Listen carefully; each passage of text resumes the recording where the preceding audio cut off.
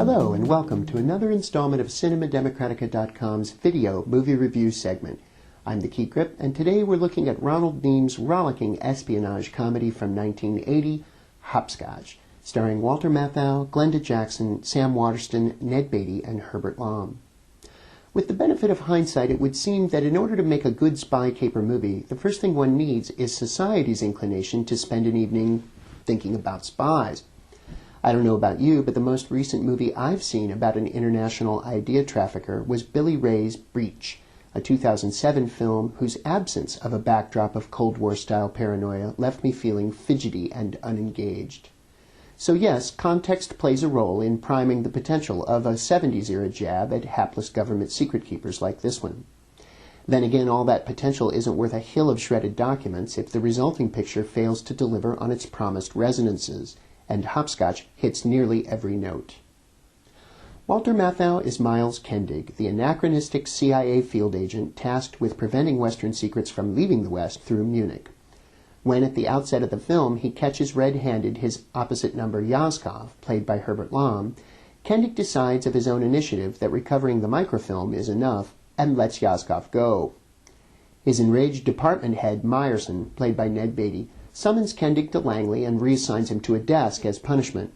But instead, Kendig, after a creative switcheroo to cover his tracks, disappears to Salzburg and the company of old friend and intermittent canoodle partner Isabel, played by Glenda Jackson.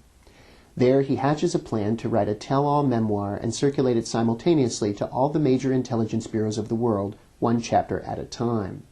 What follows is one of the great and clever chase narratives in all of cinema, with our hero chagrining his erstwhile colleagues, East and West, as much with his globe-trotting elusiveness as his whistle-blowing candor, all with his young protege Cutter, played by Sam Waterston, and reluctant old friend Yazkov, in hapless pursuit.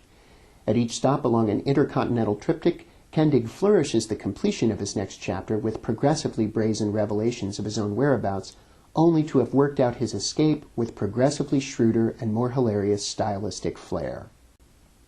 It is for this reason that Hopscotch turns out also to be an unwitting celebration of nostalgia for a world driven by paper documents and all the intrepid lateral mobility that has disappeared right along with them. Kendig hands a fake passport to an Austrian border guard, and at least one member of his 2011 audience bemoans living at a time in which the same stunt would end the movie in its first reel. Kendig masks his non-compliance with his boss by switching two sets of paper personnel records, and at least one member of his 2011 audience wishes that the HR department of his local community college was run the same way.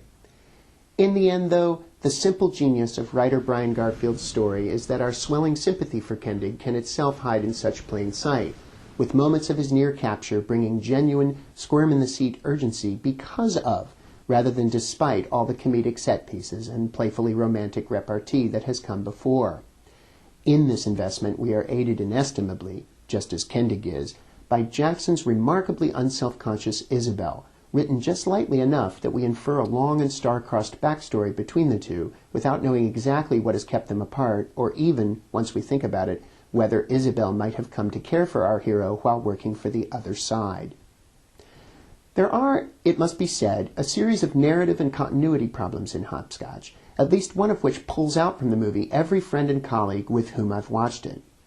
But surely it must speak volumes for the undiluted joy of this thing, that I've departed far enough from character not to let it bother me. Films, it would seem, were more easily fudged in 1980 as well, a lesson the aspiring movie aficionado would be advised to keep in mind, the better to embrace a quirky, underrated cinematic gem like this one. The Key Grip gives Hopscotch 4 bald heads out of 5. For CinemaDemocratica.com, I'm Dave O'Gorman. Thanks for watching.